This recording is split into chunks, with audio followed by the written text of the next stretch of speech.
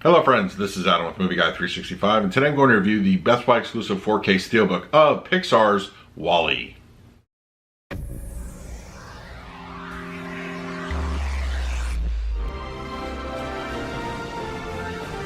If you're new to the channel, please hit the like button, subscribe, hit that bell notification. I put out videos every single day. I'm also having a contest for a free Blu Ray / 4K combo pack of Star Wars The Rise of Skywalker. In order to qualify, be subscribed to my channel. You need to like this video and hashtag Movie Guy 365 in the comment section of this video or any video until March 31st, 2020. I will select somebody randomly and announce the winner on April 1st, 2020. So good luck.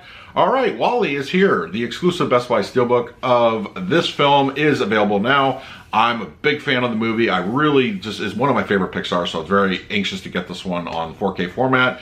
We're going to dive right into all that picture quality audio. For the purposes of this review, I'm only going to be reviewing the 4K. The Blu-ray, to my knowledge, is pretty much the same Blu-ray that's been released for a number of years, so I'm only going to be focusing on the 4K edition for this video. So we're going to do that, but before we do anything else, let's do a quick unboxing.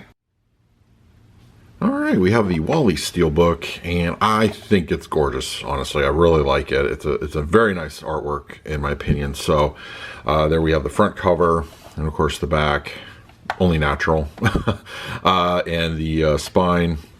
So let's dive inside. And what I love about Disney is they don't skimp on the artwork most times. So I think I'm very impressed with how this overall presentation of the Steelbook looks. So all right, now let's jump into the picture quality and the audio.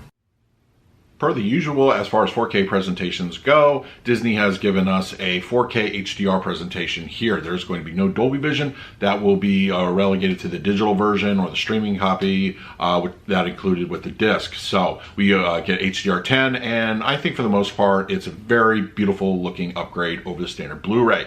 Now, there's a couple of parts I want to talk about as far as the picture quality goes.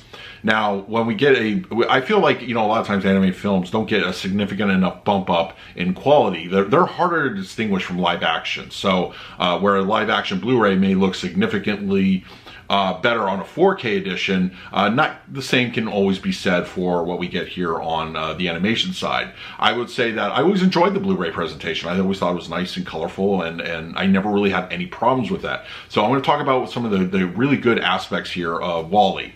Now, WALL-E is also one of the earlier attempts from Pixar to use photorealism, that kind of, depth perspective.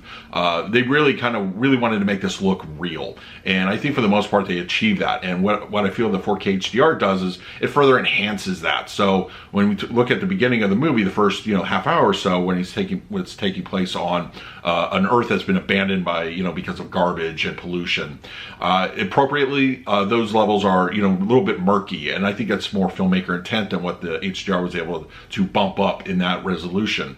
But what we do get here is further enhancement in detail. It looks significantly more detailed over on the Blu-ray side. Blu-ray side still looks, I feel, an exceptional picture, and this takes it up a couple notches.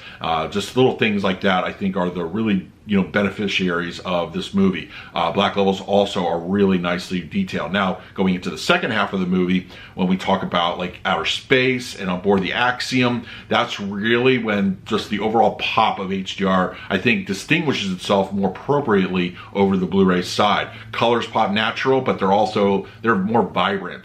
They're still kind of, they don't have that cartoony look to it. It really is further enhanced. Look at those reds, look at those greens, the lights, just the general ambience of the ship.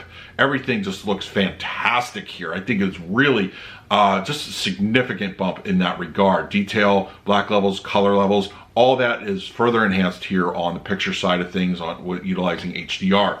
Audio mix, of course, is going to be a Disney Atmos release, so we know what we're going to expect here. Things are mixed, of course, a little bit on the low side. There's not as full, not as robust as it possibly can be.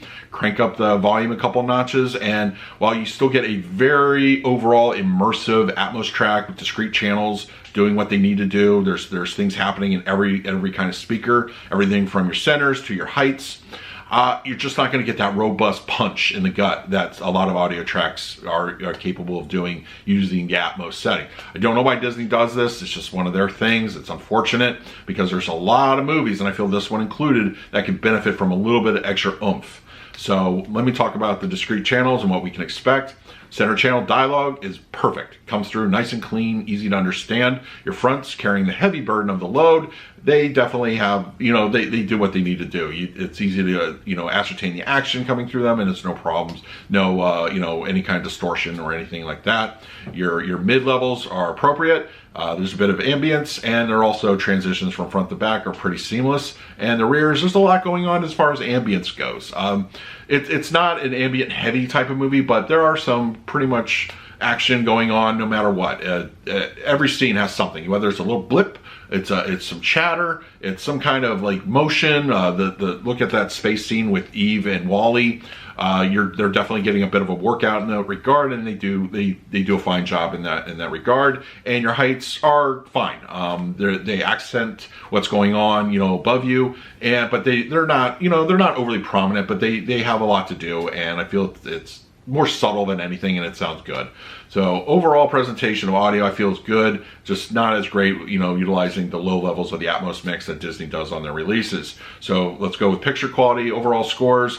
Picture quality, I'm going to give this a solid A. I think it's very, very nice upgrade over the Blu-ray. The Blu-ray I always felt looked really great. I still maintain that.